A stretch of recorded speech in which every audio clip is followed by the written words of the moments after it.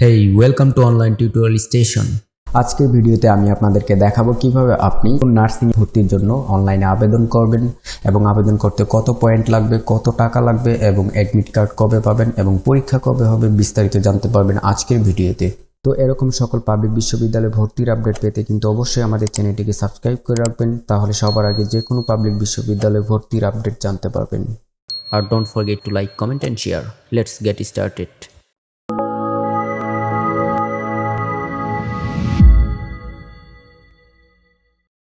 তো নার্সিংয়ে আবেদন করার জন্য চলে যাবেন গুগল ক্রোমে গিয়ে সার্চ বারে গিয়ে লিখবেন বিএনএমসি টেলিটক, তারপর এন্টার। তারপর প্রথম যে ওয়েবসাইটটি দেখতে পারবেন বিএনএমসি টেলিটক, এটাতে ক্লিক করবেন। ক্লিক করার পর এরকম ইন্টারফেস দেখতে পারবেন। এইখান থেকে প্রথমে যে ইনস্ট্রাকশন আর ইনফরমেশন, এটাতে ক্লিক করে আপনি যাবতীয় তথ্য এখান থেকে দেখে নিতে পারবেন, মানে কত পয়েন্ট লাগবে।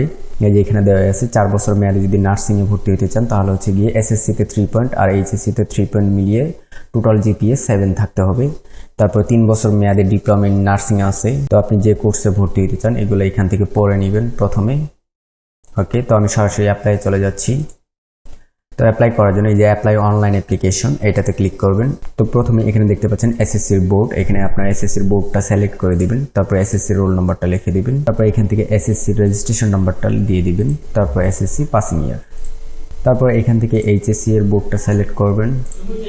তারপর এইচএসসি এর রোল নাম্বার, তারপর এইচএসসি রেজিস্ট্রেশন নাম্বার, তারপর এইচএসসি পাসিং ইয়ার।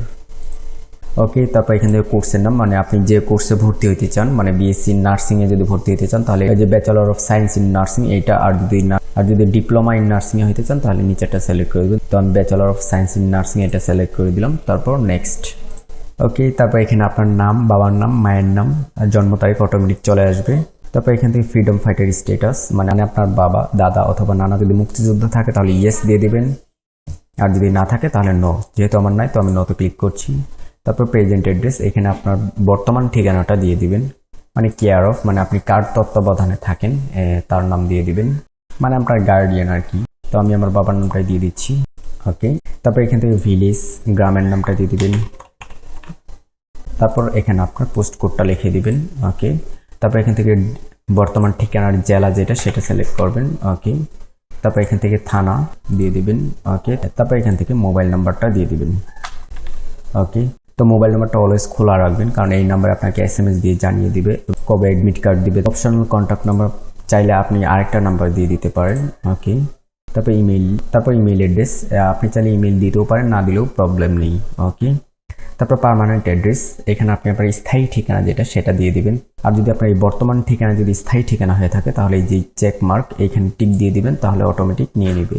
ওকে, তারপর এসএসসি এবং এইচএসসি এর রেজাল্টগুলো দেখতে পারবেন। ওকে, তারপর নিচে চলে যাবেন।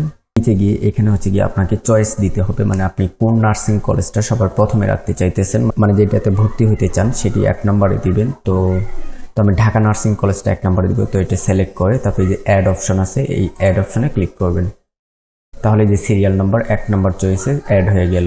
তারপর 2 নম্বর চয়েসে যে কলেজটা রাখতে চান সেটা সিলেক্ট করবেন, করে তারপরে অ্যাড অপশনে ক্লিক করবেন। তো এইভাবে আপনি কলেজগুলো চয়েস লিস্টে অ্যাড করে নেবেন। কোনো কলেজ যদি ওপরে বা নিচে নিতে হয় তাহলে সেই কলেজটা সিলেক্ট করে যে আপ এরো এটাতে যদি চাপ দেন তাহলে এই কলেজটা উপরে উঠে যাবে, মানে সিরিয়াল নাম্বার উপরের দিকে চলে যাবে। আর কোনো কলেজ যদি বাদ দিতে চান এখান থেকে তাহলে সিলেক্ট করে এই যে রিমুভ অপশন আছে এটাতে ক্লিক করবেন, তাহলে চয়েস লিস্ট থেকে রিমুভ হয়ে যাবে। ওকে, তারপর দেখতে পাচ্ছেন এক্সাম সেন্টার, এখান থেকে আপনি কোথায় পরীক্ষা দিতে চান সেই জেলাটা সিলেক্ট করে দিবেন। তো আমি ঢাকাতে পরীক্ষা দিব, তো আমি ঢাকা সিলেক্ট করে দিলাম। তারপর এখানে আপনাকে ছবি আপলোড করতে হবে 300x300 পিক্সেলের, আর সিগনেচার আপলোড করতে হবে 380 পিক্সেলের। তো কিভাবে এই রেজুলেশনের ছবি এবং সিগনেচার সাইজ করবেন সেটার ভিডিও আমার ডেসক্রিপশন বক্সে দিয়ে দেওয়া আছে, চাইলে সেটা দেখে নিতে পারেন। আমি ছবি আপলোড করে দিচ্ছি।